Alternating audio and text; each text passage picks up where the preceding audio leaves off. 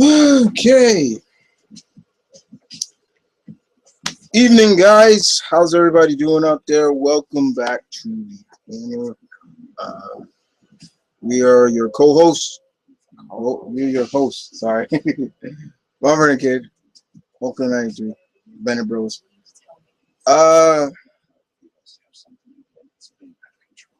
We really were going to, for this corner, the topic was about TNA. It was, and it got even further down the line of where we're going to really kind of give our opinions on TNA management and their big head honcho as well. We're going to get into it now with this, but also we were going to mainly talk about what's going down with TNA in terms of some of their wrestlers are leaving. You know, we didn't watch the pay-per-view that happened, Slammiversary. We didn't watch that, but I did get the 411 on what went down, things like that. Malcolm's going to keep a notion on your comments as well. He's going to moderate the comment section and see what everybody's talking about.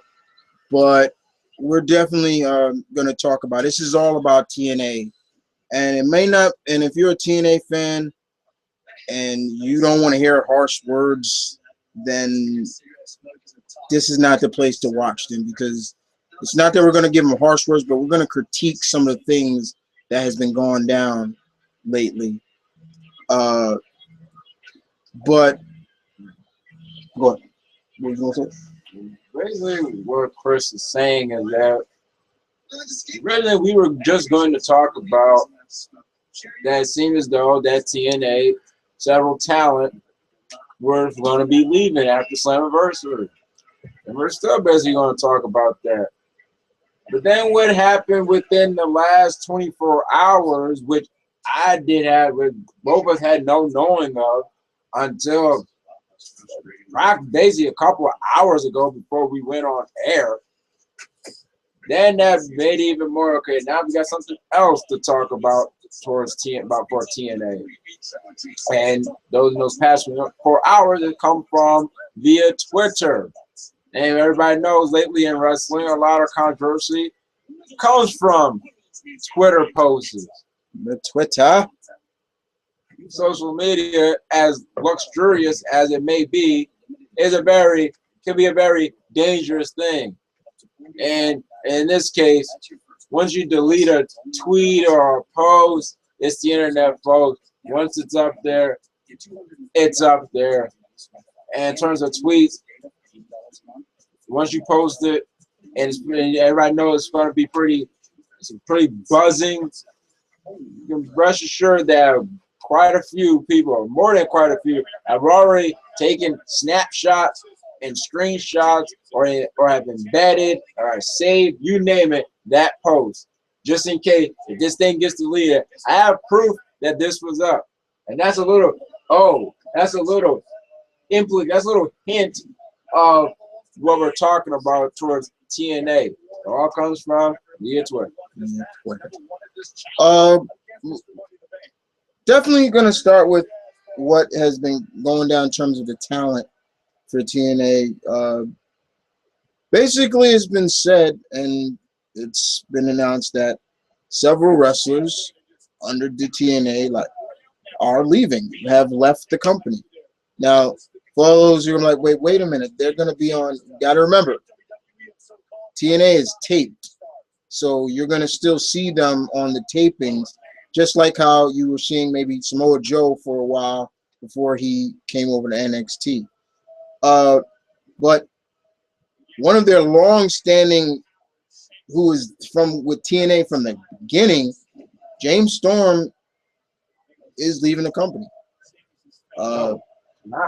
He has left the company. Because Slammiversary was basically the last night contractually for wrestlers, due to report, wrestlers James Storm, Austin Aries, and Magnus. Right. And also Then two more popped up, Taryn Terrell and Awesome Kong. So, and it seems as though, as from what I read when Chris was reading what was going on, the live results are for Summerversary. When after the Magnus Storm match and the crowd gave him a round of applause, it seemed as though the round of applause not just thanks for the good match, almost like, yeah, thanks for the time that thanks for the memories and time that you put forth for us. And also, like Chris brought up, if one is thinking, oh, well, but wait a minute, they got to be coincided. I see him on the next Impact. But yeah, Impact is taped. They tape so many shows ahead of time because even this is basically, oh, look out. This is a good example of how taped TNA is. Oh, not again. Even the show that TNA, that Bell from the Bell to Bell show that's going to have, but well, I'm going to get to that later. The Bell to Bell show that's going to happen next week, where EC3 goes in the Triangle, that was taped. That was taped already. So the show after Slammiversary was taped, basically happened before Slammiversary. And speaking of Slammiversary, this is how. Well, there's another example how tape TNA that has scheduled. And I kind of find TNA's taping schedule a little bit weird because now this is a spoiler alert. But this is a spoiler alert, but you may look for reports. You might already know this. Taryn Terrell is currently not the Knockouts champion, but because she had already lost it before Slammiversary, she basically had to come into Slammiversary. It looks like I don't know if she did or not. I didn't watch it, but I bet you they still consider the Knockouts champion, going on as if she was. She basically had to go in with the Knockouts, and I bet you the commentator had to act like she was Knockouts champion, even though I think in that week she had just lost it to, and the spoiler, I lost it to Brooke. Brooke on the tapings prior to Slammiversary. So that's how tape TNA, that's how the schedule is. And I just find that so weird that I would think that before Slammiversary, they would just stop doing taping and proceed them, like how NXT does. How NXT does after, they don't tape any more shows before Takeover. They resume taping. They resume their tapings after Takeover. Oh, so yeah, that's how tape TNA is. So if it is true that James Storm is no longer going to be there and Austin Aries is no longer going to be in the company, yeah, but you still see him. Yeah, that usually because they were still there when the tapings, but Slammiversary was their last show contractually. It's like with Joe. When Joe, we already said that he left, but you still saw him on TNA. But then after those new tapings started, you didn't see him anymore. But that's when he was gone. But yeah, so basically the first big news of TNA was that they were losing talent, and I guess some people's speculation is that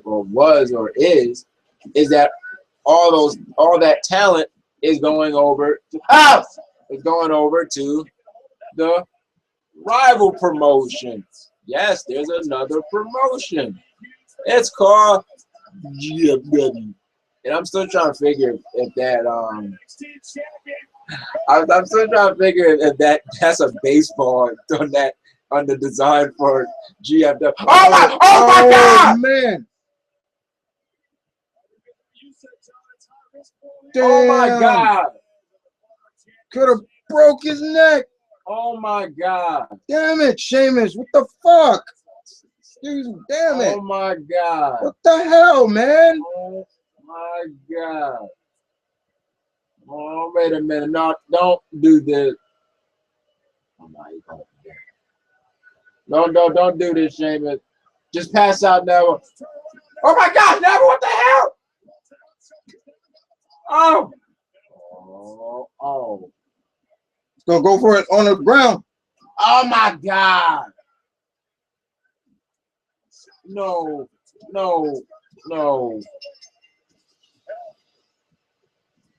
Somebody help Neville. But yeah. So the speculation is that probably all this talent is going over to Job GF. But I know there were some other names that came up that I found out like Gunner, JC, I think is leaving, and Nate told me that I don't know if he feels or was just saying that Gunner is NXT bound with both me and Chris were saying, hey, go for it. If I'm WWE, I would give Gunner. I think they like giving people tryouts first. I'd give Gunner a tryout. Give him a tryout. I think Gunner would work well over in NXT. I always felt that TNA did not do a good job with Gunner. I really thought they could have did a lot better to work with him.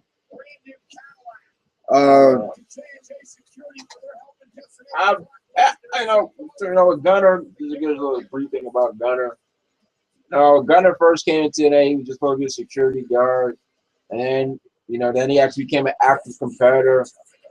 And even before he really came into his own, I found a liking to him, but it wasn't as big as until he came back to team up with James Storm, and he really started to emphasize that Mr. Intent. You know what? I think okay, I think he's really finding his own here now. And when they gave him the Feast of Fire, and it was the World Championship version, I'm thinking, whoa, okay, this is pretty big. And that's pretty. I found it pretty interesting that since Gunner did not successfully cash it in, I don't know. In the case of TNA, it's like I don't know. I'm not gonna say it's a shot towards the Money in the Bank, but it's the complete opposite of the Money in the Bank. I know out of all the Feast of Fire briefcases. Oh, I was about to say, I know they're not promoting the new Independence. They are a year before it comes out. But out of all the Feast of Fire briefcases, the TNA World Heavyweight Championship has never been cashed in successfully. Aries just cashed it in, just trying to cash in on Angle, failed. Gunner last year tried to cash it in when Magnus was champion, failed. God damn it, he's still on Amazing Spider-Man. Fuck. Sorry. God damn it, get the.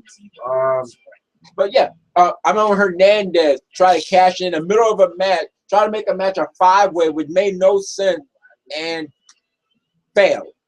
So mostly all the World Heavyweight Championship FIFA is failed. But I hope Gunner. If I was W, I would give Gunner a tryout. If Jarrett doesn't have any plans of taking him. No. And no, this is the real face hurdle one.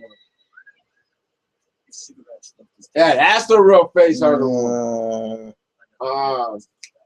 So yeah, and I brought up Slammiversary. You know what? No, I'll wait. I'll go into that. Let's dive into it. Let's just see some comments. Let's say, hey guys, we got Jay Way here. What's up, Jay? Yeah, we got our resident insider Nathan Banks here. It says this is sourced from F4WOnline.com. Some of TNA talents that have recently been released are actually going to be transferred as part of an invasion angle. It's expected that any TNA talent who is now in Go For It will return to TNA sometime soon. Other transfers may take place. That's like in Gateway. This is the first time we're hearing all this TNA news, and wow, as Guy was alluding to. Okay, well, yeah, we're about to go into that. Sheamus needs to be told about himself. He could have really hurt Neville. Yeah, that was a pretty nasty spell, but as it seemed, it probably seemed that was the way it was supposed to go, and no, I guess Neville really, made it look really, really good. He had me concerned, but you bring up a good point. I'm gonna try to make this short and I'm trying to make this pretty concise. About Sheamus, because seems like Sheamus. Oh look, they did a. Seems like Sheamus and recklessness or endangering somebody's health has been in association for a while now. Oh my God, that's right. And what I mean by that is,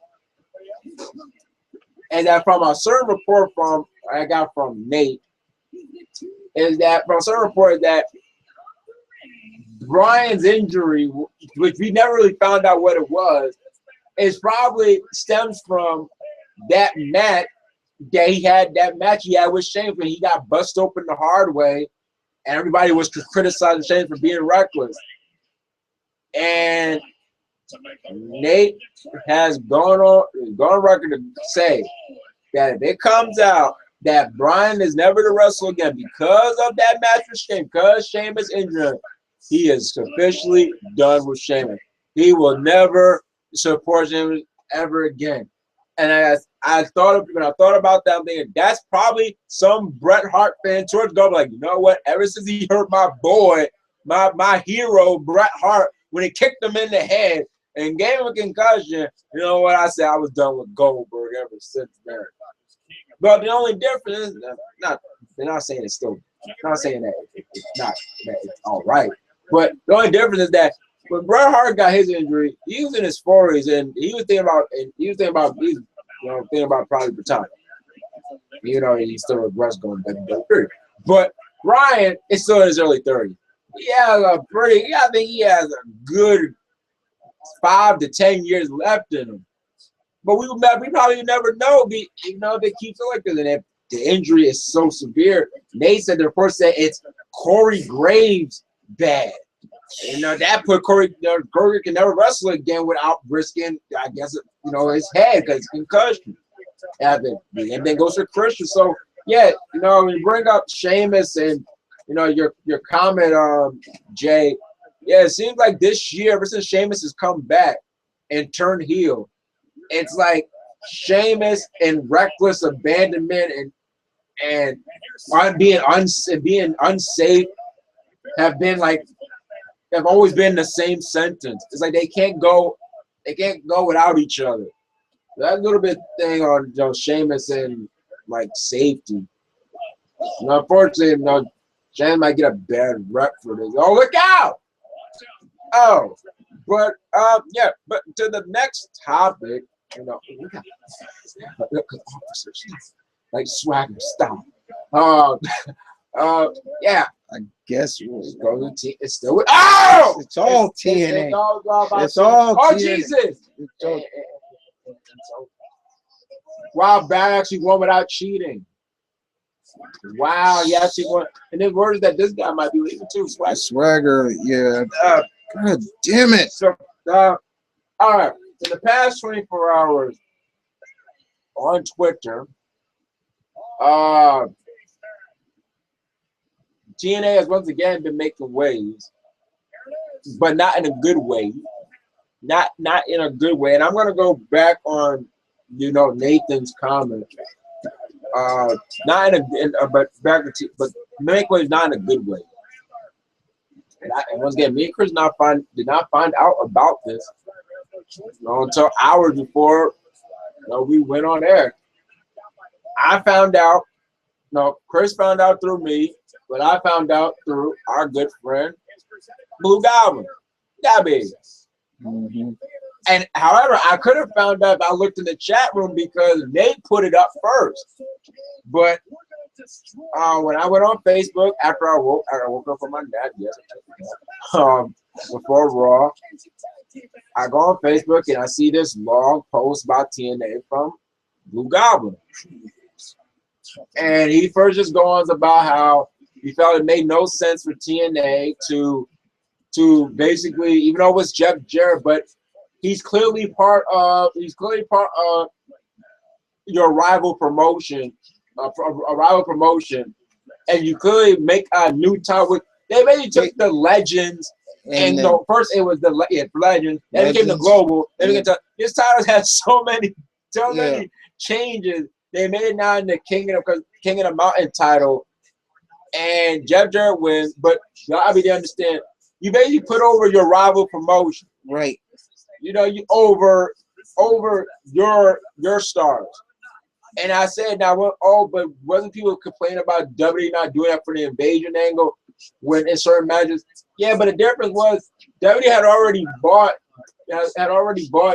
WCW and TNA.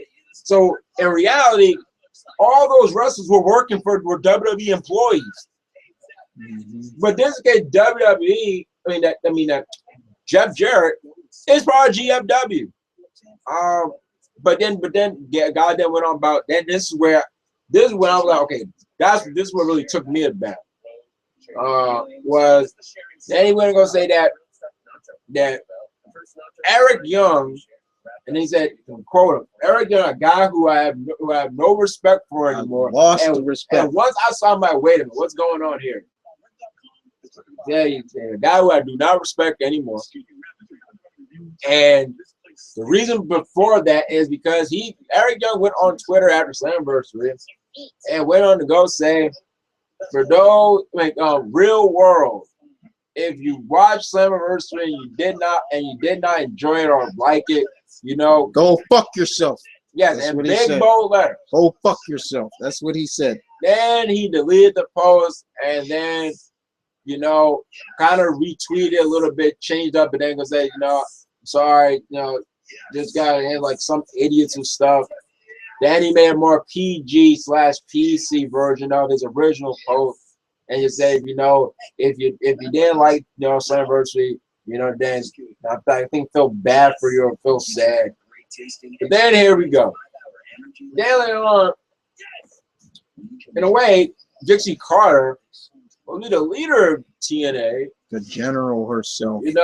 Basically, in a way, approves, Eric Young, lashing out at the fans. At fans that did not really actually watched the pay-per-view and probably were TNA fans, but they just didn't like the pay-per-view. Yeah, thought it was bad. We're all entitled to our own opinions, right? People, not every pay-per-view is going to be a 5-star event. Not every pay-per-view is great. It's great. Not every pay-per-view is great. And that's not a TNA thing. It's just period. Not every WWE pay-per-view is great. Not every WCW pay-per-view is great. Not every ECW pay-per-view was great. Not saying that every pay-per-view is horrible, but there's just some that are just not that great. Like, that was okay. But so Dixie Carter basically approved it, saying, if you can't take the criticism back, then then shut your dumb mouths. And I'm like, it's one thing to come from a wrestler. It's another when it comes from who's supposed to be the leader, right, the general, supposed to be leading by example. It's just like, I guess one would go say, what type of a business are you running here? Yeah, and literally. And I've been taking, and this comes from, and I can really speak more. I can really speak on this because I've been taking. I'm a business major. For those that don't know, in college I'm a business major, so I got business classes. And one of my great professors, Mr. Torres, always talks about ethics and everything. And you know, you got you gotta lead by example. And when you do stuff like that, it's just like, wait, what kind of leader? What kind of leader are you? That's not good ethically. Like what are you doing? I mean, could clearly just went out and go say, for those that that did not like Sunversary, almost like, well, if you didn't like it, hey, you're entitled to your opinion. Hey, we probably can do better, right? Or something like that. It could have been basically there could have been a better way of approaching the situation that happened. But once again, as always, as we said, this is the internet. That stuff carries. Yeah, because Arrogant deleted it, and I guess try to do like some apology. It was already said. You know, something you're gonna say you can't take back from when it's already said. What you can't, Ambrose Asylum. What you really can't take back once it's uploaded, once it's posted on the internet, and that's just like with Beyonce wanting people to take down that photo. Yeah, there's a lot of we've seen a lot of celebrities. But with Beyonce, it's like that's been since 2013. Yeah. There's no way that's happening. You even if you delete something, easily somebody's gonna photocopy it, Photoshop it, or embedded it, and literally say this is what. And what makes it even worse for me personally is I've been vocal about the fact that I don't want TNA to go. You know, it's a good alternative to what's on right now. But when you have your quote unquote general saying, literally endorsing what her foot soldiers or her lieutenants are saying, it's like, what kind of example is that? Well, not in endorsing stuff like that. Yeah, stuff like that. Literally like that. That's because it's different. Like if, let's say, we have with Darren Young, but let's say in TNA, a wrestler came out openly gay, and fans last like, oh, Jonathan, you should fire. You can't. You shouldn't have no gay person in your. And then Dixie Carr, responds back, and kind of a little bit lashes out on him, but just in a more professional. But then that's like, okay, that's really standing up for. But literally, she comes out and says, yeah, it's okay.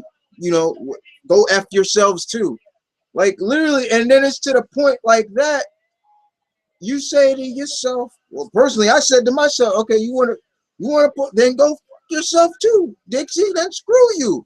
Like we can't critique your product because, like we said before, we didn't see the pay-per-view, but literally when you see stuff like that, it's like, what's wrong with you?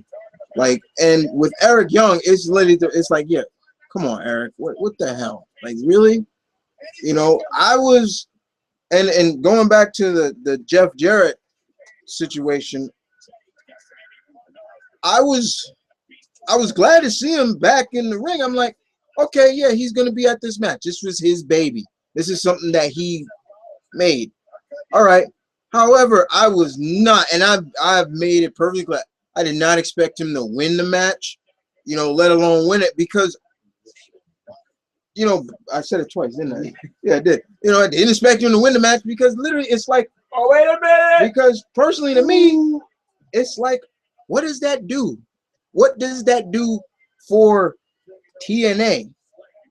Literally, it's like Gabi said, you literally just gave your title to another promotion or promoter.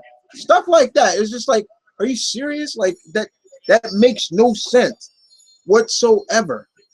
And it's that point of view that I look at it like, I can't agree with that. I can't agree with a lot of that, which is sad. It's very sad. when you start seeing stuff like that, it's like, really? Like, come on. Like, the Dixie stuff, the Eric Young stuff, people, like I said, not having the upcomings of, like, letting fans critique your product. I mean, we're not all gonna agree on everything that is promoted out in this wrestling business. There are some things we're gonna be like, oh, that was shit. Oh, that was crap. That match could have been better. That pay-per-view was things like that. But to literally have the head honcho herself literally don't allow fans to critique it and literally favor what some of her employees said, it's like you lose respect for that. You lose a lot of respect. And personally, me, I lost more respect for that. That's literally, in my opinion, just a lot of, I don't, like I said, don't agree on them having Jeff go over the talent and win the King of the Mountain match, because personally, it don't really does anything for the company. We got Jake Flo and Invictus up there. Okay. It's literally, you're just literally saying, okay, yeah, we're gonna put over Jeff. And, what did Gabi say? What did he say? What did he say about putting over? You just put over your. Oh, he said it's like Coca-Cola. It's like Coca-Cola, like telling everybody that Pepsi's better. Like, you wouldn't see Coca-Cola doing that. You wouldn't see Pepsi doing it. You wouldn't see Burger King doing that from McDonald's. Like, yeah, don't try us. Try the opposing, rival or competition. Mm-hmm. But even though, and I wanted to touch on this, critiquing about Slammiversary, them getting upset about people critiquing about Slammiversary. Look, I didn't really even. Personally, you want to, they're not happy about people critiquing. So personally, I never seen this. I didn't see the paper. I was critiquing more than anything their promotional Slammiversary. Yep, that's another one. Yeah. Personally, I did not feel that, and TNA had months.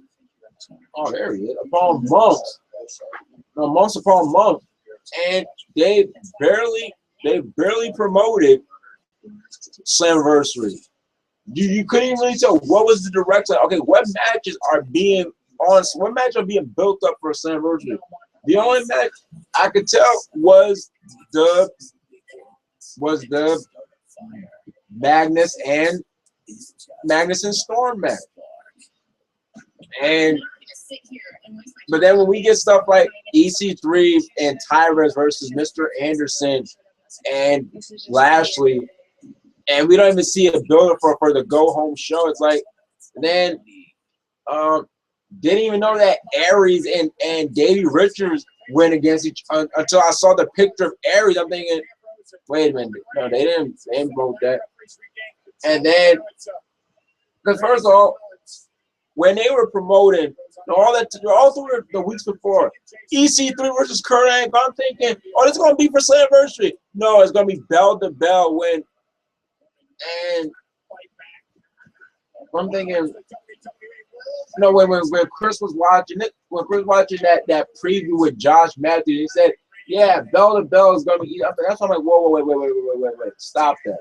I just hear what I think. I just heard that this EC3 Kurt Angle match that they've been building up is going to happen on the Impact after Slammiversary, and that's why I'm like, well, personally, you guys just use Slammiversary just to promote that bell to bell show. Like, wait, I'm thinking, why are you the pay-per-view promote Impact? Because for instance, They had Terrence, they had the dogs go against Kong and Brooke. And I'm thinking that was being built for Slammiversary, that triple threat match. No, that's on the bell too. I'm thinking, wait a minute. So you're using Slammiversary to promote Impact. They used to do that a lot in the 2009 pay-per-view, but people like, I guess Impact is more. People always say, I guess Impact is more important than their pay-per-view. So, it seems like people are critiquing the overall quality of Slammiversary. It seemed like the Magnus and Storm had overall good reviews. That had good reviews. From what I read, that had good reviews, and that probably had the best build. That was worth. That actually you can tell. Yeah. I'm like, if there's anything that's gonna be it's gonna be this match. I'm like, okay, I see that on this match. And of course, the King of the Mountain match, because that was always an annual. But that came so last minute. Yeah, exactly. I was gonna get on that. They announced that on the Go Home show. Yeah, I was just about to finish announcing that. Yeah, even though that was an annual match at Slammiversary, it still came out of left field, and it was just like it had not been at Slammiversary since 2009. Right, yeah, so, that's right. 2009. So it stopped being an annual. It used to be an annual for Slammiversary, and then they just stopped doing it. And next thing you know, before that show aired, you got the news they're gonna do King of the Mountain. Wait, why are they gonna do King of the Mountain? Why are they doing EC3 versus Kurt Angle? You'd have thought that they would have the title match. And no matter Kurt Angle's on the poster. He was on the poster. And he's on the poster with his championship. Right. And speaking of Kurt Angle, guys, Kurt has a tumor. He had a tumor in his neck. The surgery was successful, and he's gonna be out for a few weeks. But that was scary to hear that. He had a benign tumor. Yeah, benign tumor. As I said, if there's any tumor you want to have, not saying you want a tumor, but if there's any tumor you want to hear that you have, it's a benign tumor because it's the least fatal. Right. It's really not going to be so it's not going to do that much damage, but you still need to take it out just in case. The funniest thing was the funniest thing that a lot of it was, especially with the fact that you got Destination America, who I have to agree. I'm not gonna beat around the bush and I'm gonna keep it real with you guys. Has done a poor job with promoting TNA in a sense. I always felt that maybe TNA should have found a better medium than Destination America. I felt that's how I always felt. I felt maybe a different medium. And here comes this nutbag. Oh, he's here. He's here. Look at him in red. Look like a devil now. Oh. Well. Well, be quiet. Honestly, I don't know to what extent Destination America promotes TNA because TNA is the only thing I watch on Destination America. So I'm not on Destination America. No. Well, I'm not on Destination when TNA is not. Personally, for me, when TNA is not shown, so I don't know if during a commercial break they show. Yeah, Impact. Only time I see the Impact Wrestling commercials is when I'm watching TNA. Yeah, next week for Impact. Personally, somebody who is on Destination America because there is a show on there I do watch besides TNA and ROH now. But when I'm watching, I don't see any promotion of the show. And then the fact is now you got ahead of them is another company that even though it's only an hour long, it's still like, wow. Now you got another wrestling promotion on before you. And Oh, wait, whoa. Oh, good shot. Oh, wait a minute. But I watch Ring of Honor too. Yeah, that's what I'm saying.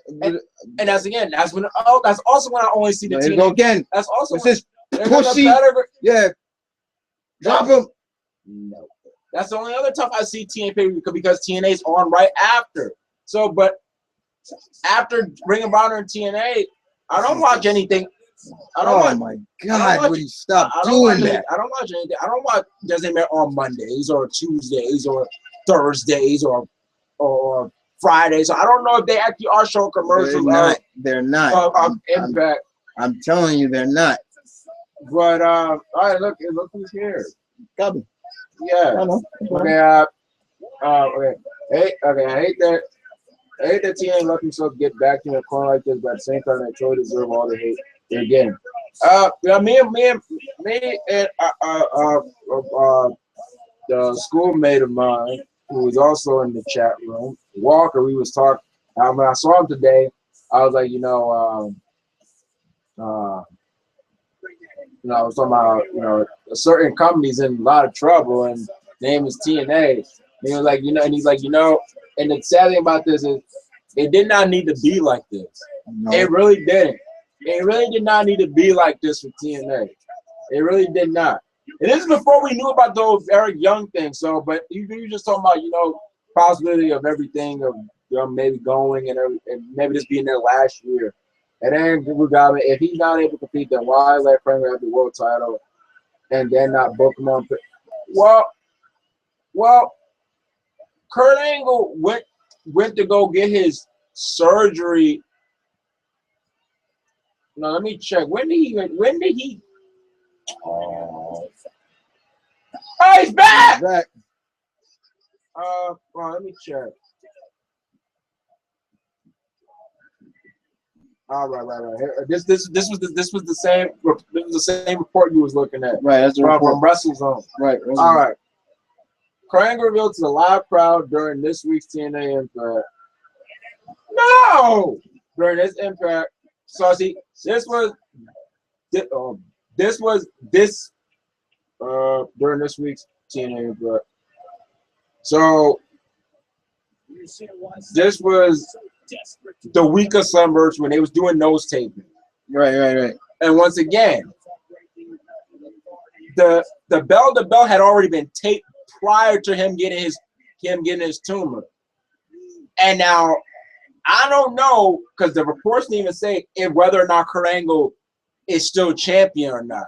Does he win that EC3 match or doesn't? Now I'm gonna check right now.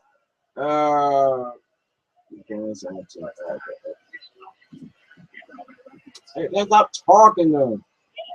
Look at Roman standing tall.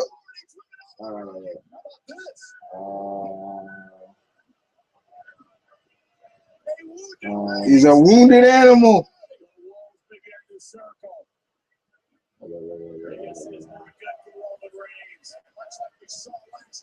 It wasn't good for Brock Lesnar last week. It's not going to be good for Roman Reigns. It's going to end well. The authority using the numbers to their advantage. Like taking down the wounded Reigns. Man, Jamie, you need to get your ass out of the ring before you break your rib again. All right.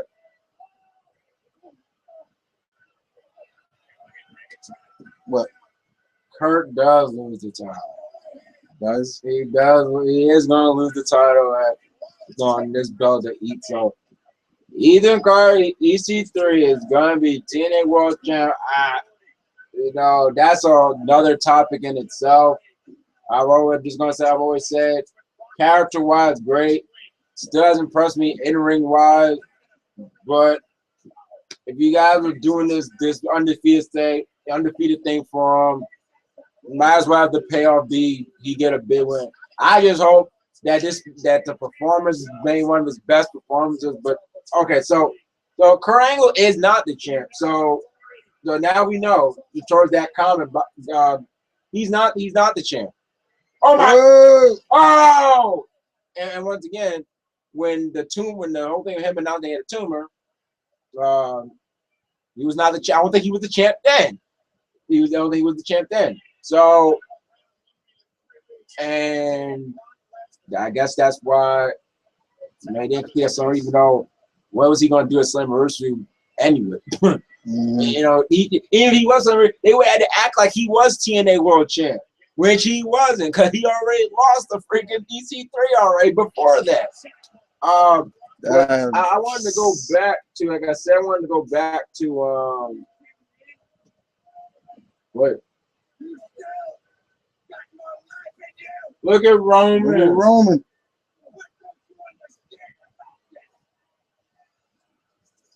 I'm not sure. You know, somebody was. I'm not sure. Are they building up Rollins and Reigns, or are they still building up Reigns? Yeah, what is this building up? Because I thought, like, when he was doing all the act, like Bray was gonna come back. I swear, I don't like him doing the pedigree. I know what this is. It's the undisputed pedigree right here. I can't stand him doing that move. This is the United Authority. United my ass. United, like United Airlines. Okay. Nathan, like, even though Aries also his contract with TNA Wrestling expired yesterday, TNA still open up to ideas on working on future tapings. The same goes for Bo, James, and Madden. All rides on. They have talent available on TNA tape. TNA on days TNA tape its product. This is short from 3W Intel. Now he's back. Now he's back. Picking the bone. Look at pedigree. I don't want to see this. Also, but I wanted to go back on Nathan Bank. The some TNA have been recently released and going to be transferred as part of the invasion angle. And this kind of plays up more to Gabi's Facebook. Yeah, so Gabi, if you're still here, you're probably going to agree with this. This plays up to it. Probably going to agree with. You're probably going to agree with this because. Ew, he's licking people. Oh, Jesus. Oh, man, that was good. Because if the end result is what I think it is, basically, TNA, in the first time, it's going to be the opposite of the invasion for WWE. They basically, I think it seems like if the end result is what I think it is, and TNA is maybe leaving or so, they're going to lose this invasion angle. Yeah. So it's even further that they are going to continue to lose to GFW. I don't know if it's going to be. I don't know if it's going to be a passive invasion, or is it going to be like with the invasion angle, a hostile. But still, if the end result is what I think it is, TNA is basically going to put GFW over by losing the angle, and I guess GFW taking over. TNA. So even story TNA loses. It's like that's pretty weird, pretty odd. So Gabi, if you heard that, be good to hear your response to that, because I think it goes back to basically what you say about with Jeff Jarrett. It's almost like if the end result is what it is, and they're going to do like this invasion angle with GFW. If the end result is that TNA is supposed to be, probably being discontinued or disenfranchised, even story they're going to lose. Yeah. I still don't agree with them having that. Ridiculous. What? Rollins using the pedigree? No, I don't like Rollins using the pedigree. Oh, yeah, I don't like him using the pedigree. It's like, first, I'm loving that he was using the curb stomp. Then they say he can't do that anymore. Then he goes to the stupid DDT. Oh, that was just terrible. I think he realized.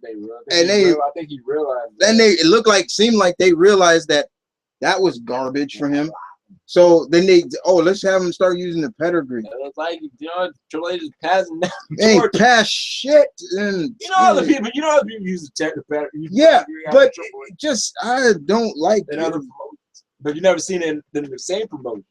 Yeah, you never seen it in the same promotion though.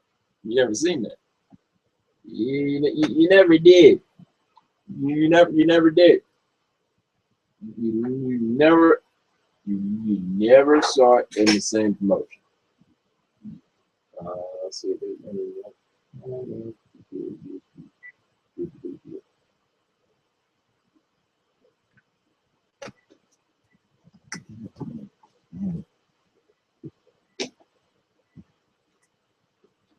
See, so EC3 is gonna win. Whatever, man. It's like, I am still not impressed by that dude. And Look, I'm not gonna lie. I had a feeling. yeah, he kind of was writing on the wall. Like, yeah, they're gonna. That's the way they're gonna go with it. But still, it's like, whatever. And they have a rematch too. They do. I mean, this thing's been taped. It says right here. What? Let's go down. Where is it?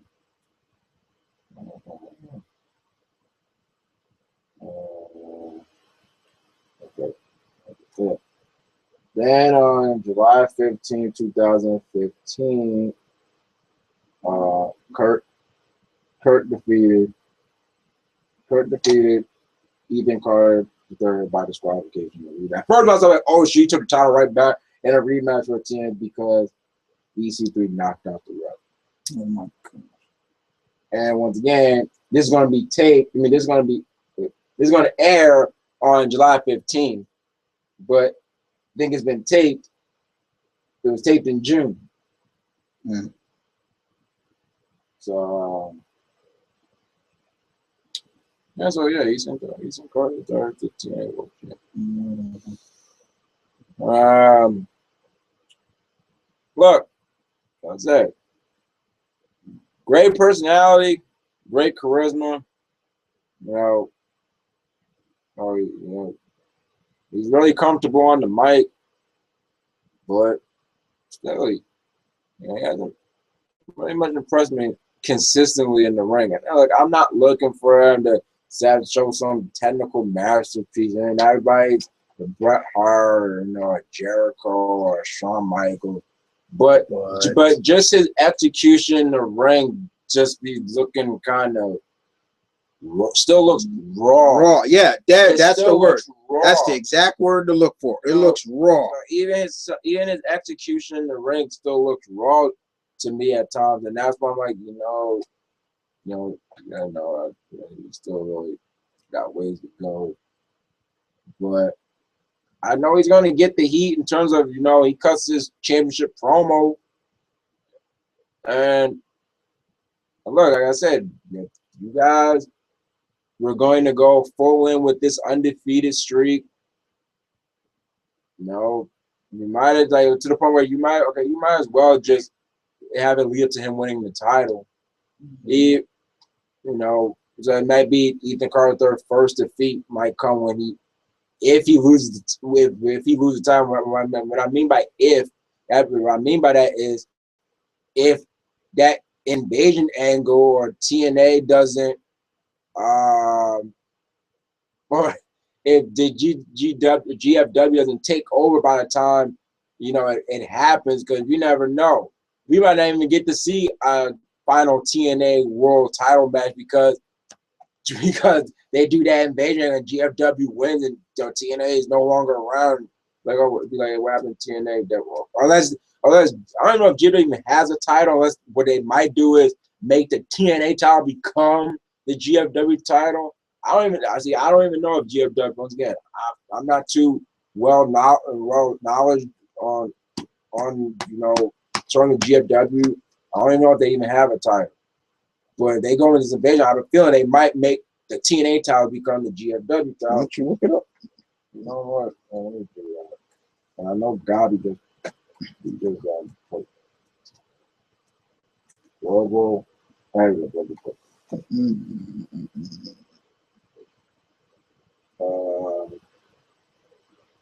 They got a champion?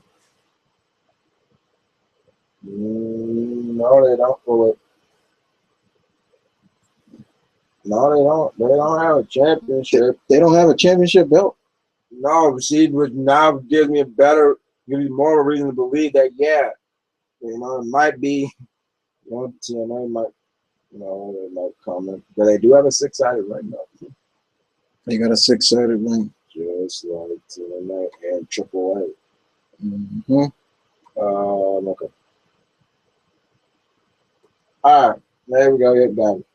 TNA have shot themselves in the foot big time. Again, putting over competition instead of building yourself up. They truly deserve to be defeated by GFW.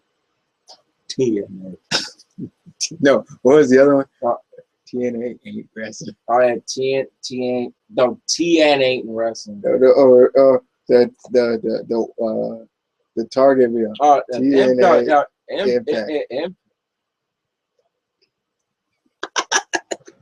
I mean, look, like I said, it's not like everybody will like to go say that. Justifiably so that one of their biggest gripes with the invasion angle towards the WWE and ECW and WCW thing was that it really like people felt that Vince McMahon's ego was really being put to the front. How really WCW and ECW people barely got spotlight. They barely got real victories. All their victories came from like really overbooked stuff and overbooked and shenanigans.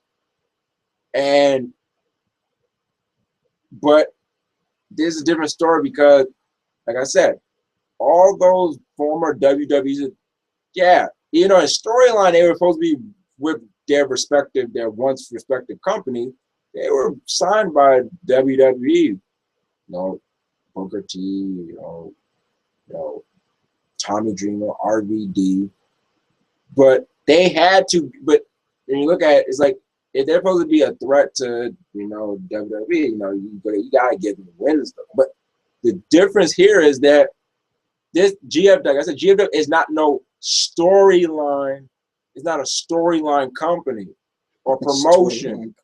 No, because I've read in the past that in the old time they used to actually like a promotion. Mm-hmm. They used to actually make up like some storyline rival promotion, and like do an angle. But GFW is not a storyline promotion. It's an actual promotion. It's actually considered competition. It's one thing if you're doing, I guess, a crossover deal. Right. Where it's like, okay, cross over. Promotion. Yeah, do a cross promotion. But in this case, it seems as though TNA is doing a storyline where they end up on the end of defeat to their rival, GFW, who is going to take over. And that's where it looks like, wow. It's even storyline you're gonna do where you lose. Instead of, unless the storyline gonna end with, how about we just come to terms and let's merge together. But it's still gonna be called GFW. But it's still gonna be called GFW, not Total Global Force Wrestling or something. Yeah. TGFW. Like thank God for wrestling. That's what it could be. TGFW. Thank God for wrestling. And speaking of like competition, it's like you brought up Ring of Honor. I still feel if I was 10, that was the last thing they wanted was they have one of their rival promotions be on the same station as them. That'd be like during the Monday Night Wars, freaking WWE and WCW was on the same night. Still Monday Night Raw, Monday Night Nitro, but they were on the same stage, and one had to wait until the other was over. And it's like, no, it's not going down like that. It's gonna be one of us. Like we'd rather be on at the same time competing instead of we have to wait for the other. But especially when you're going head to head like WWE and WCW were, they were going head to head. I'm not so sure if GFW and TNA are going head to head like that. I don't think so. I think GFW's only done like live shows, like tours. I remember, I think I saw Jeff Jarrett's shirt, he had like all these dates on the back of his shirt. Mm-hmm. I think it was like the live tour event. But yeah, it's almost like TNA is like this might be their final year, and I used to always joke, I used to always make the joke, The rise and fall of TNA brought to you by WWE Production. There's always make that joke. And at one point, it really sounded really cool. But now it might be, the rise and fall of TNA brought to you by GFW. It's like we kind of made a joke that nowadays TNA is really holding on by a thread. And we made that joke that, like, do you remember like in Hercules, the Disney version? The thread of life. You remember when they tried to cut Hercules and just turn to gold? That's not the case with TNA. It's like, we just a little snippet. Like, that's what it seems though, because it's like they're making all these, as the report, report, and then that Dixie and them denying them. And once again, TNA has done it before, like Nate brought up, that when their contract was up, when basically Spike released them from their contract, they denied that too. They acted as though that, they were still part of Spike, and they weren't.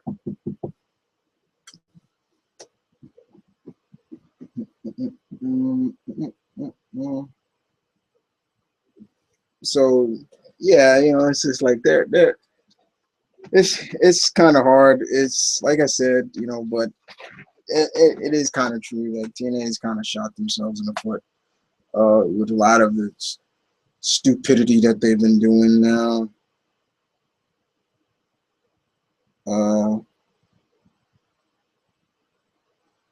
I just,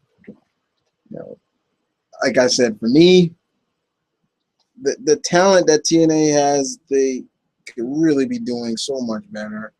They should. But they don't. It's just hard. It's really hard. It's pretty sad. No, I'm gonna look on the bro. Me and Walker talked about this.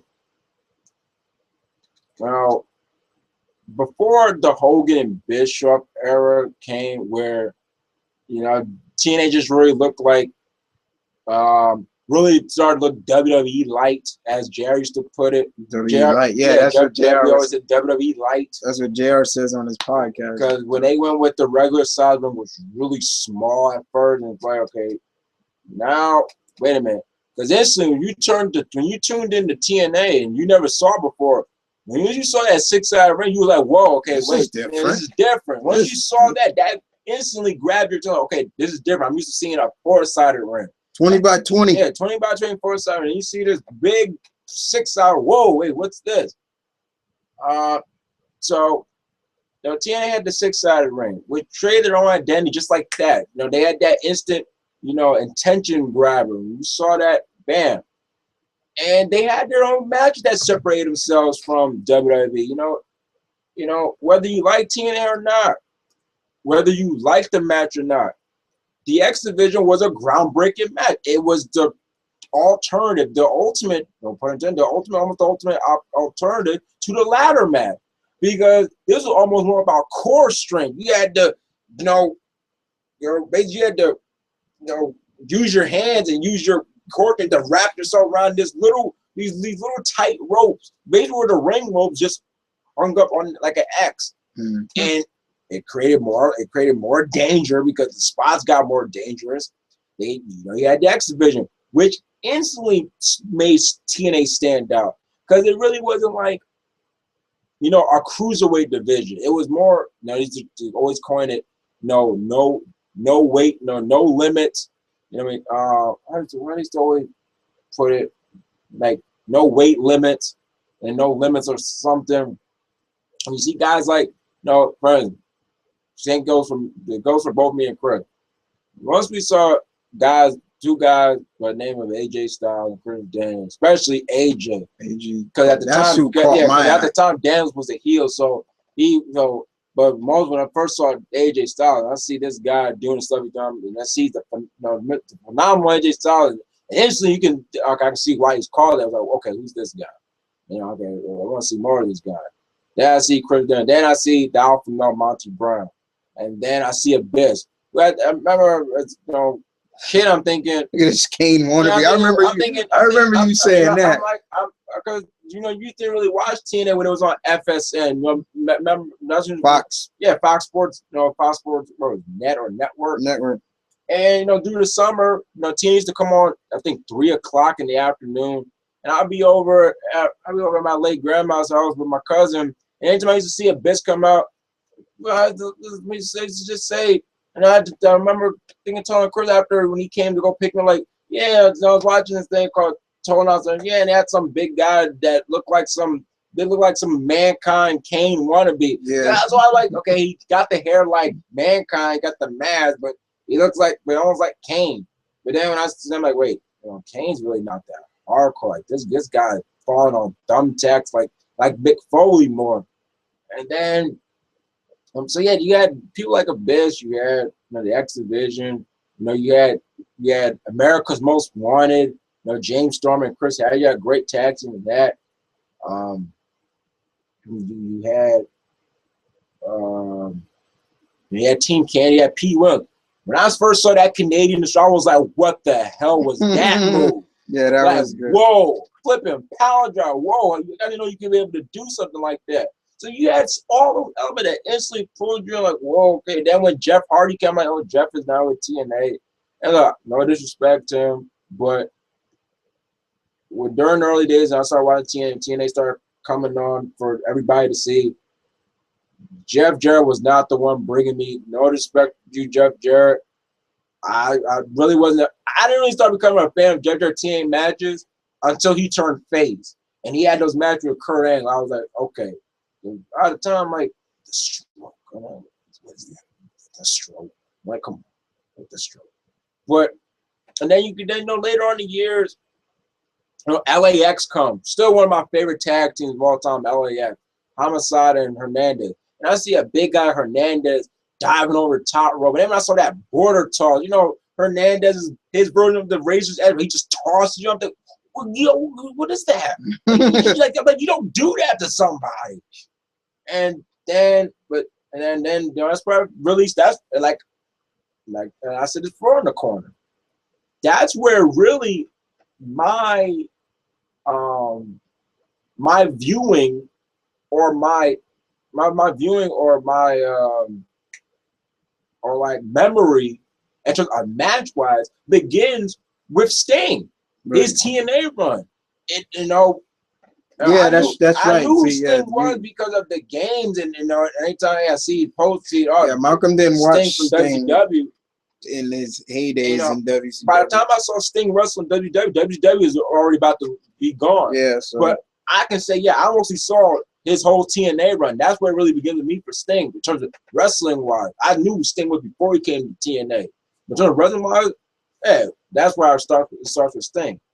And then when Kurt Angle came along, and then when Samoa Joe, before Kurt Angle, Samoa Joe comes along, and I'm like, no guy his size should be flipping over the rope like that. Like Rikichi doesn't do that. He gets his leg up, but Samoa, he's flipping. I'm like, whoa, and now I see that muscle, but I'm like, he can break somebody's neck. I only saw stuff like that in Ultimate Muscle. And that's another. I'm thinking, oh shoot, the Kaneko buzzer from Ultimate Muscle actually somebody can really do it. And then years then they do the King of the Mountain match, which was like the reverse ladder match. And the front thing was kind of weird, but then kind of created some good moments. And still, Kurt Angle's the reveal of Kurt Angle coming to TNA is still one of the best reveals I still think in wrestling period, because at the time W was saying Kurt Angle he had some family issue take. I'm thinking okay, Kurt's no longer. Next thing you know, the newest acquisition for TNA. I'm like, oh, Kurt freaking Angle. It's real. It's damn real. I'm like, oh, shoot. And then he rises and go headbutt Joe in the head and bust him open. And then you got stuff like, when Christian, then Christian, before that comes, and Christian, had a good run team before you can tell he didn't want to be there anymore. Then comes 2007, and I'm never going to forget it.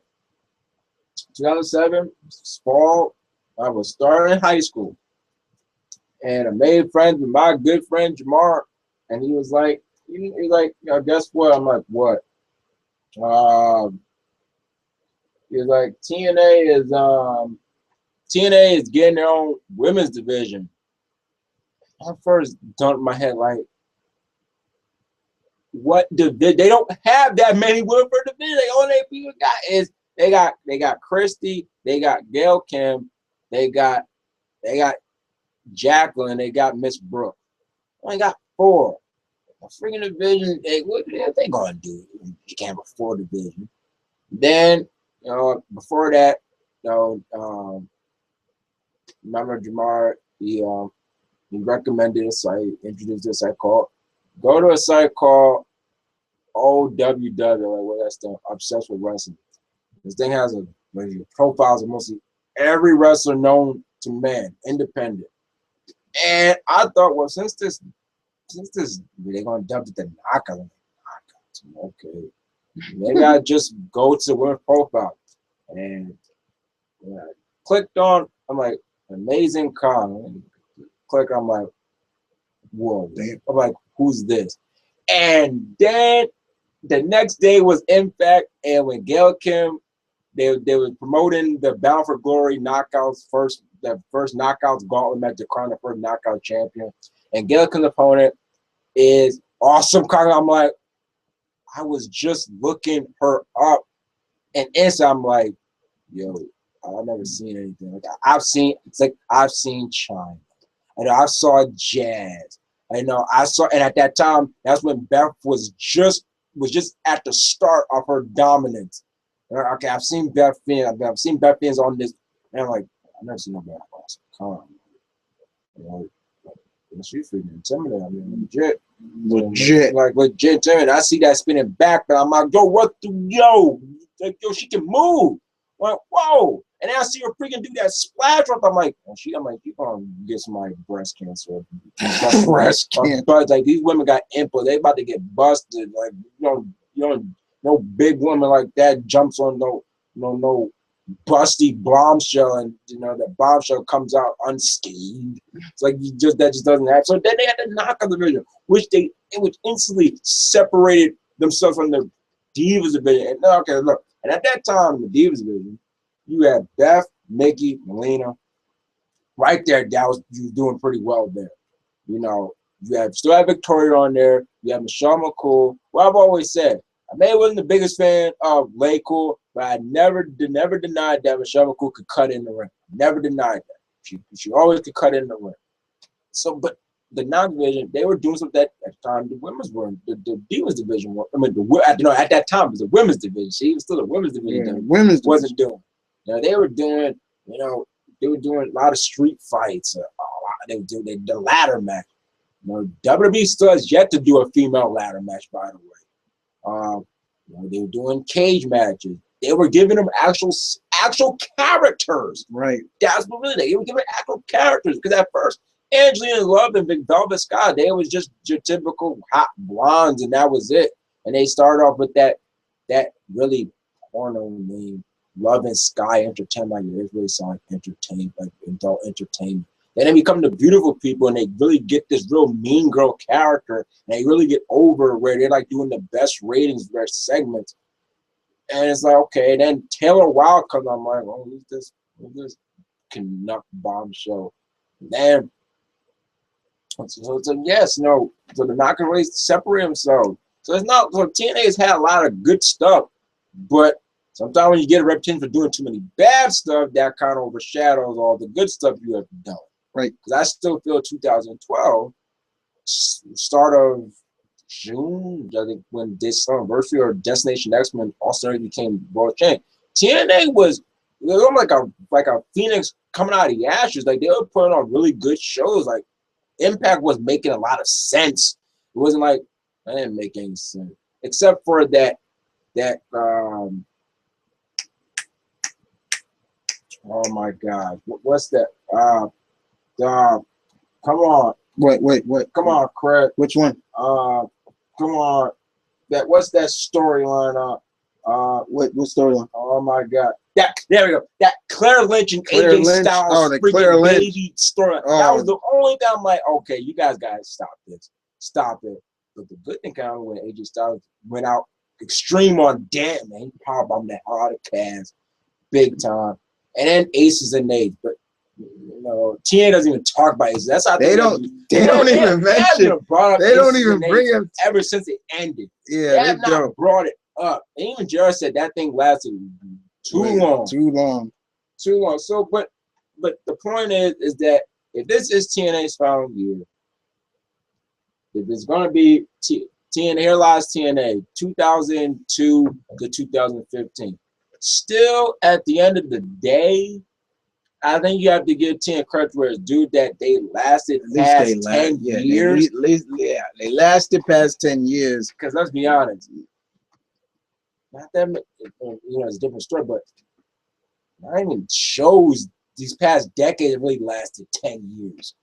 Most shows don't even last 2 months.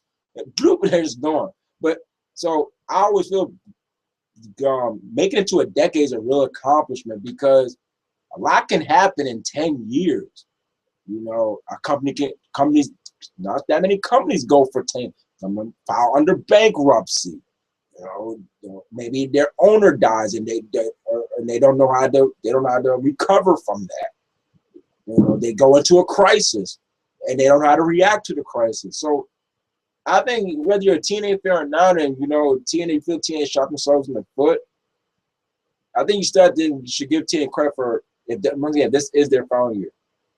That they lasted, 10 years and 10 years in 3 months and a decade and 3 years. That's 13 years. Mm-hmm. That's pretty good. Look, I've always said no matter how good TNA became, they was never going to overtake WWE because WWE was an empire compared to them. That's not a dig at TNA. WWE's been around for too long. Just reality. It's harder. It's hard to just try to take over, like really take over. Like when WWE had their time, had the chance to really do it. Yeah, WWE had been around for a while, but they started to lose steam with that new generation era, and WWE started to capitalize. But in the case, with the PG era, I don't think WWE has really declined like financially, like really, really low since that new generation era. So, but I don't think TNA, realistically, I don't think TNA was, I never thought TNA was going to overtake them. No matter how good they were, it's just, let's be real. TNA been around for only for some change compared to how long WWE had been around. This is the fourth, going on fifth to sixth generation family run business here. Corporation, like, come on. It's like, let's be honest. It's just sad that it ends this way, and it really seems though kind of come out of the I don't know if the unfocused or bad leadership or so, just too many bad decisions from Dixie or so. Because let's be honest, it's like, how much do you really care for it? I've always questioned that about her. Like, how much do you care about this company? Because you're not. All right. This is 9 minutes ago.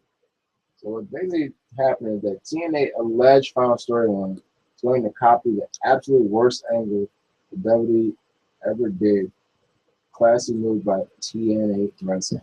Well, I think the invasion angle is maybe the biggest bust. I still think one of the worst angles that Katie did. Yeah. Because the invasion angle had potential. That Katie big and that was right from the gig. Like, stop. Yeah. What is this? Invasion. At the time in 2001, we weren't in depth on wrestling. Wrestling really worked like as we are now. So it felt real like, oh shoot, WWE being invaded by freaking, especially me. For me, it was when I felt like it was being invaded. It was way back when ECW did it the first time. That was my, like, I was like, oh shoot. We came to find out that That was a whole partnership. Yeah, that's where. But this really felt like, okay, I'm not. No, It felt like everybody's turncoat, like oh shoot, and then. But I've always felt that the invasion angle had potential if they got, but they got the right people. It was that came, and those people came after the invasion was over. It felt like, to me, it felt like, you know, you had the whole potential of having your best against WCW's best, and you blew it. And I didn't like you. And then there was a sense of, yeah, you could sense Vince's ego in there. Like, we got to make our look better than theirs. And, you know, you didn't see the good people come over, quote unquote, the good people come over till later on. And then even later on, I mean, Goldberg didn't come until he came 2 years after the invasion. 2 years after the invasion. Sting, God knows, he didn't come to 20-something years after. So, what is it, 15, 12? Well, the Asian was 2001. Yeah. He came 2014, so 13 years. You know, some of the Steiner came back. Remember, Scott Steiner was in WWE, but this is now he's all roided up, jacked. And I like what somebody always said. You look at that winner takes all, which I still have yet to watch, by the way, the Survivors rematch. Is when you know the invasion angle, like, in a way, is like was a bust or so. It was like winner takes all, WWE versus WCW, ECW. But who represented WCW and ECW are RVD, Booker T. Okay, that makes sense. Then you got Stone Cold, Kurt Angle, Shane McMahon. When you hear those names, first thing you think of WWE. You don't think WCW and ECW. That was the other thing. That was the problem. Like, that was my other problem with the invasion was the turncoating. Everybody was doing a Benedict Arnold. A lot of reviewers feel that that's when you knew that almost like they had to have their own people jump ship to make the alliance look like a real threat. Plus, I still felt that it was wrong to change the former WCW talents' characters. For example, the prime example for me is definitely DDP. DDP, I talk about that. And I literally was it when he was on? He was on JR. He was on Austin. I think he was on Austin. When he was like, he was talking about, said, you know, you're like, now I think back, I should have been, you know, that's a great idea and all, but it's not for me. You know, you got DDP, who's always been the laid back, you know, Jersey boy, you know, relatable guy, you know, a relatable guy. He called himself as the people's champion too. Always had respect for DDP as a guy who came into the biz when he was in his 40s.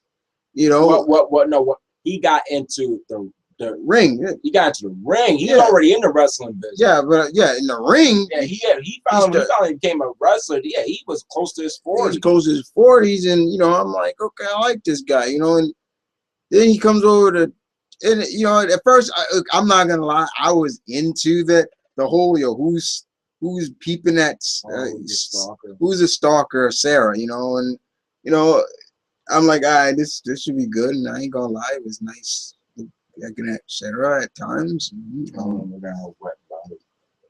Yeah, but you know, and then next, you know, he says he's gonna be here. He comes on a bike, and I'm like, all right, who's this guy? He's mocking Taker more. He comes out, long trench coat, full mask, and next, you know, he goes and damn, like I can literally put my he just goes. He's just looking. I'm like, Diamond Dallas, DDP. My point was like DDP. Like at first I was like, oh, but then I'm like, that I love that. I love Eric Roosevelt too. It was like your instant reaction is like, oh shit, it's DDP. Then you're dead after that over to when it dies, then you're like, DDP. Well, why are you a stalker? Yeah, it's like, when did you become? I mean, don't you have a wife? And it was and a good-looking wife, and I'm like, and now you're stalking, and then literally, to my point of view, was when Mr. Calloway cuts that promo. A certain part of me was like, okay, you should know who he is. But then I'm like, yeah, I get where he's going. When he started going, who the hell is Diamond Dallas Page think he is? You hide in the woods, you peep through the window. No, Yeah. remember, he didn't say who he think he Yeah. is. And this is where I can see where Sting, where what his problem was. Because Undertaker first like, who in the hell is Diamond Dallas? People like, wait, what? I thought he said it. It's just who in the hell is Diamond Dallas Page? Really? Okay. Well, yeah. And then you trespass on my ranch, and you hide in the woods, and you start through the window like a little pervert. Right. It's like some type of pervert. And I'm like, with all due respect, I'm like, you know what? He got every reason to be upset, and I was really rooting for Taker. Like, what the hell? And then it went on to become that freaking DDP at a shrine of self. Yeah. And then like, okay, now it's getting really it gets worse and worse. But basically, I can understand in that interview that Sting said was the point of, the reason why he didn't come over when he did. A lot of the WWE talent, like, we're looking at the WCW talent like they were new guard, and like who are you? Because in terms of like, even if it was like not done on behalf, let's say if like it's just the direction, or but it's like, but they've been your competition for how long? Yeah, it shouldn't be like, it should be like, we know who you are. It's not like, for instance, Rock and DVD goes on to say, you used to watch Booker. Yeah, I watched him down, and I'd watch him down in Atlanta. I saw him, and I thought he was a very colorful guy, and he was cool. And I saw him do Rock Bottom. Like, hey, no. That's interesting. That's my move, and it felt like that, and I can understand where Sting was coming from with that. It's like, how are y'all not acknowledging these guys? You're basically dismissing. Yeah, you're dismissing these guys. You're dismissing their credibility, and it felt like literally like a slap in the face once again. Just like how when Sting came and Stephanie welcome to the big league. Yeah, like stuff like that. I'm like, are you guys kidding me? Don't start with JBL. JBL got that thing, man. Like, every time I've said this time and time again, guys, and I know we're going over the 2-hour mark. We're about to wrap this up. I'll tell you right now. I've said it right now, man. Every time JBL commentating now, I just want to punch this guy in the throat. It's like, yo, shut up now, because I understand he's supposed to be the what is he supposed to be, like the heel commentator and crap, but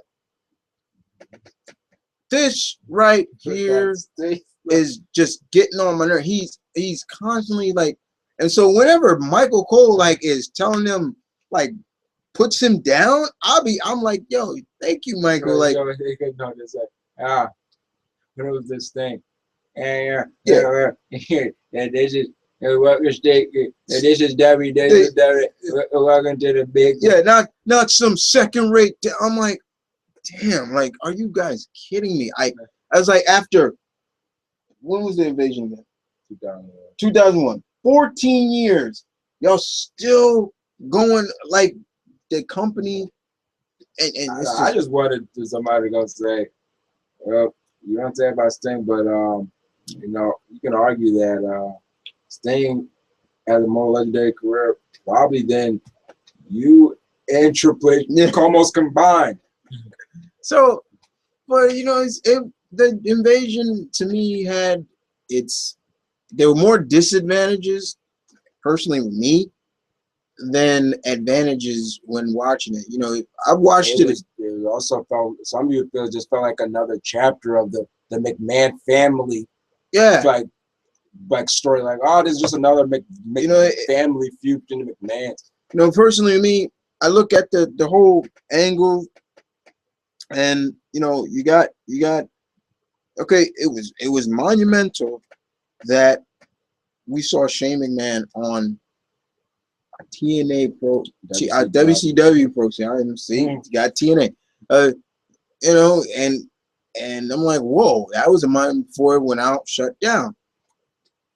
Then the invasion starts to roll over. We start to get the battlegrounds picking. You know, we start seeing certain battles. You know, it's like a great war. We start to see the battle here, this battle, and then you add another element into this battle, which is ECW, and we find out who supposedly buys ECW, and it's Stephanie. But then I look at it like this, and I don't care how you claim it up, shake it up, whatever. It's like, why would ECW join with WCW, where it made no sense, because Paul Heyman has gone on record about everything about WCW, and it says it. They didn't like me. I didn't like them. And it just felt so. It's just like and you know, once again, like I said, the people started turning, and it was a lot of things. Well, I like how Eric went for it. To be quite honest, he felt that should never been. Oh yeah, because WCW and ECW, oh yeah, they're the villain. Should never been everybody. Now if we were facing now a villain, like okay, Sting, if he came, he's not a heel. He's Sting. He's just here. Yeah. And ECW, they're just a wild card. Yeah. That's basically. Yeah. It should never be. He felt that. Never feel that should never been. All right. Yeah. So they make WWE the straight up good guys and make WWE. I mean, make WCW the straight up bad guys. Unless you're gonna put in all the bag and have Bischoff, you know, be there. Yeah. And when did he come? Year after. And the thing also about it is, because see, now I got me talking about it now. For me, lastly about it is the what I also looked at from the positive side of, okay, this was that now I get to see dream matches. You know, I was like, yeah, we're going to see some dream matches. And, you know, I was always looking for. I was like, okay, Kane and Undertaker versus Chronic. I was like, yeah, I was so happy. I was like, okay, we're gonna see it. And goddamn, that just made my just like literally someone just tore my heart out, because you watch that match, it's just the most I felt bad when a couple of months ago you were watching, I'm forgetting, and that match came, I'm like, man, this match is better when I first watched it. It's like, oh my God, I felt so bad for Mr. Jacobs and Mr. Calloway more than Mr. Adams and I'm forgetting Adam Baum's real name.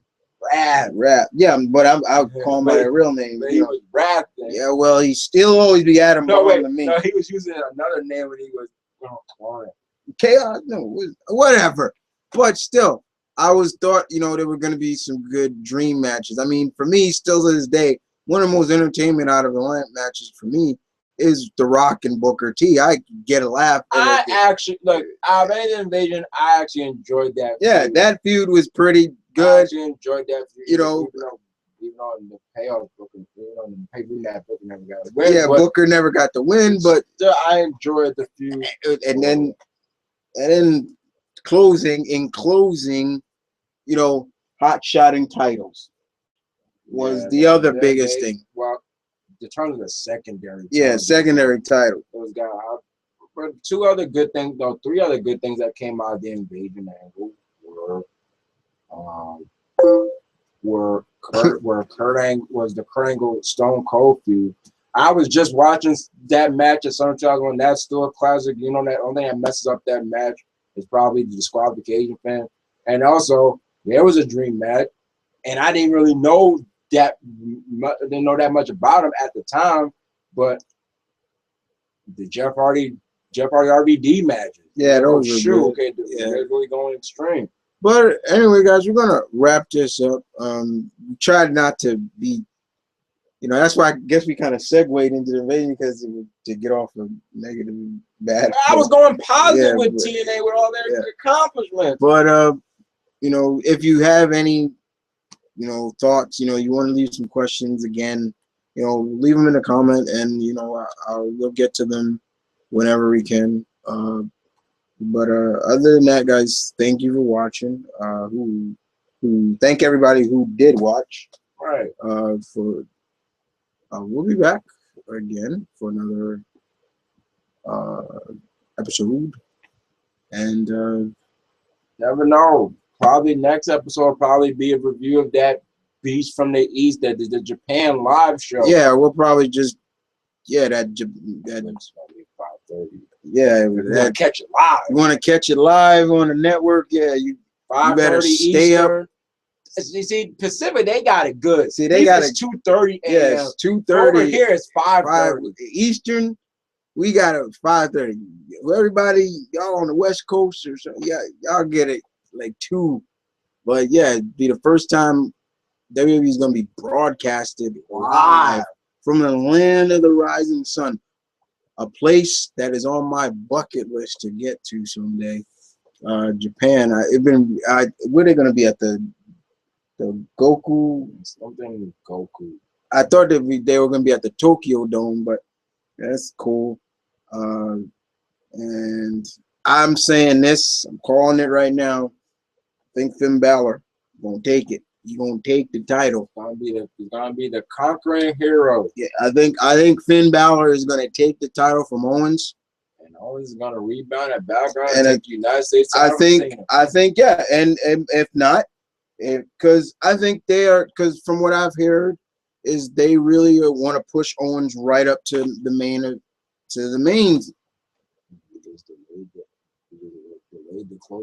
Yeah, when we keep doing it. But other than that, y'all take care. Bye, guys. Later.